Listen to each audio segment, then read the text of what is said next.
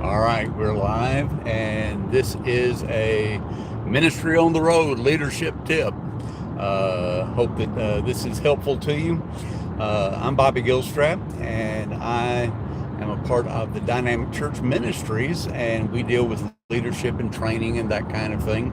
But today, I want to talk about having just started as a transitional pastor. I'm going, this is a Wednesday, and I'm going for only the second time. Sunday was my first day, and I got to thinking how important it is to be able to intentionally connect with people. So I want to share with you 7 intentional ways, keys to intentionally connecting with people in your church, or it could be just about anywhere. So let me run through these 7 real fast, and I hope this will be helpful to you and others who may be pastors, ministry leaders, leaders in your church, or even in some other way in a business. But first thing, be open and available. Key number 1 is be open and available. And what that means is you need to be alert to all the things that are going on around you in a room.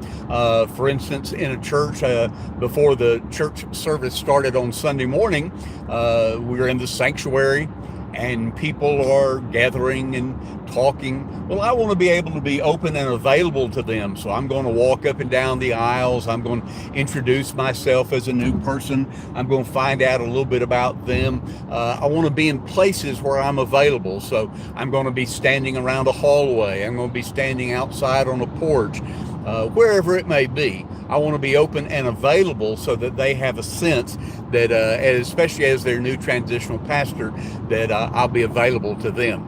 All right, the number two key to being intentionally connecting with people is eye contact. Eye contact is so important. Oftentimes when we're talking to people, our mind is kind of somewhere else, and our eyes are kind of over their shoulder or looking at several other people who are gathering somewhere else, right behind, or maybe there's somebody who has a level of influence or importance that's standing a few feet away, and you're thinking in your head, I really need to get over there and talk to them. People pick up on that. They pick up on that really quickly. One of the most important things that you will do is to take the time to make eye-to-eye contact. Look right into their eye, even if it's just a brief statement that they come and say, Pastor, I'm glad you're here. Whatever it is, don't be distracted by those around you. Look directly into their eye and say thank you, and do that. Now, in that kind of interaction, you can also do key number 3. And key number 3 is touch. Now, it's a shame we live in the kind of world right now where touch is, there's so many issues with touching, and so many things that have been talked about, inappropriate touching. But people need touch. There's all kinds of studies that show people need touch. So you may not be able to give the big bear hug like maybe you used to when you first meet people, but focus on trying to touch. Like, for instance, somebody walks up, extend your hand. Now, in the days of post-COVID, some people aren't comfortable with that. So you may just very carefully, as you walk up, be open to extending a hand and see if they want to do that. Some people want to do a fist bump now, give them a fist bump, especially if they're kids. Kids are a great way to interact with families and get to know them. The main thing is try to connect with them on a level that is their level. We'll put it that way. It's a level that's their level. And that means, high fives and giving them fist bumps and, teasing them a little bit, talking to them. This last Sunday, one of the things I did, we had 2 little boys that were about 3 and 4, brothers. And when they came up, I said, I got their names, and I said, oh man, I am so glad you guys are here. I was watching you guys really closely during the worship service, and I was so glad you were there, keeping your mom and dad from talking. And they just laughed and giggled. And I said, I'm glad you're there to watch them. Are you going to keep watching them every week? And they laughed and said, yes, And so things like that you can do where you're touching and it's friendly and it's kind and it's fun, especially with younger folks. And with older folks, some of the older ladies, for a guy, maybe you can give them a half hug, something of that sort. But you just have to kind of be sensitive to that and feel it out. All right, point number 4, our fourth key to intentionally connecting is find points in common. When you meet somebody, get to talking to them, find out, well, do you live close by? Or you live around here? What kind of work do you do? Use the fire acrostic, family, ask about interest, interest, ask about maybe their religious background. Have you been to church here before? Whatever, the kind of a religious background, not in depth, at a first meeting, you would do that. And then E would be exploring, a little bit more. But typically, first meeting, it's going to be that F and I will be the first two, the F and I on that. But a great way to connect. And then when you find out kind of what they do, try to think of something in your life or connected to you that you can connect with them in common. If you can find common ground, it builds that relationship and builds that connection very quickly. For instance, Sunday, I met someone, and the young woman, they had just had a baby about 3 months ago, and we were just talking for a moment, and I said, well, do you work outside the home, or are you going to be able to stay home with the baby? And she goes, well, I'm a teacher. And I said, oh, well, that's great. What grade? And she said, oh, first grade. I said, oh, that's super. And she goes, yeah, and I have off all the way through the end of December, so I'm so excited. And I said, well, that is really great. And then my response was, my wife has been a preschool teacher for many, many years, and she just loves the little kids. I know you love kids in your classroom. Well, that opened the door wide open. And of course, she shared then how much she loved the kids. Now, another thing, when you're finding points in common, try to focus on the name. Get their name. Now, tell me your first name, and I'm not real good with names. I'm really good with faces. I'll recognize, I remember seeing you, but I have a hard time with names until I have something in common. I have a connecting point as such. So when that happens, what I end up doing is I'll simply say, well, now tell me your name again. And they'll say, well, my name is Bill or Bob or Nancy or whatever the name is. And I'll say, okay, now I'm going to try to remember that, but help me the next time I see you, because I may not remember your name, and don't take it personal. But learning people's names is so important.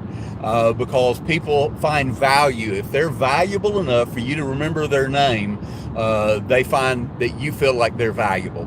And that's really, really important. All right, let's keep moving.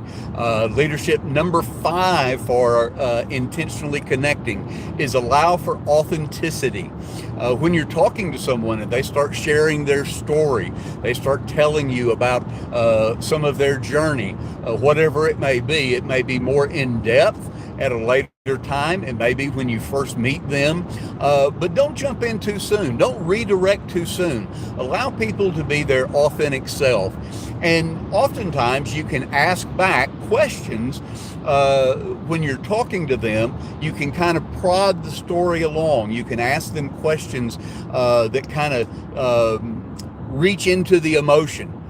Even something as simple as, well, that's really tough. How did that make you feel? Or, boy, that's a difficult situation. I know lots of people have had to deal with that. How did you deal with it? And you're doing that to allow them to be authentic and to open up. And again, this helps to build that connection just in an enormous way. Number 6 is pause. Simple. Pause. P-A-U-S-E. In other words, don't speak too soon. We need to learn that when we're engaging with people, sometimes we get uneasy with silence, but sometimes somebody is trying to share something that is for whatever reason, difficult. You may not understand why it's difficult, but it may be for them. And so their mind is spinning. They're thinking, okay, how do I want to say this? And especially if they don't know you, they're processing through, how much do I want to say? How do I want to say this? I don't want to come off looking this way or that way. I don't really know this person. So you want to pause long enough to allow authenticity and allow them to kind of formulate whatever they're wanting to say and finish that out before you jump in with a response or even another question. And then number 7, a great way to help people feel connected is when you're in the midst of that story. Midst is the wrong word. When you're listening to that story, when you're listening to them talk to you, at different points in that, you may be able to summarize. Number 7 is summarize. In other words, you say back to them, don't repeat the whole thing they said, but you can say something like, well, what I hear you saying is that was so difficult because you were unable to do whatever. And that's all I said, but I'm summarizing the emotion, the feeling, exactly what they felt in that moment from what they're telling me. Now, what that does for them is that helps them to feel heard.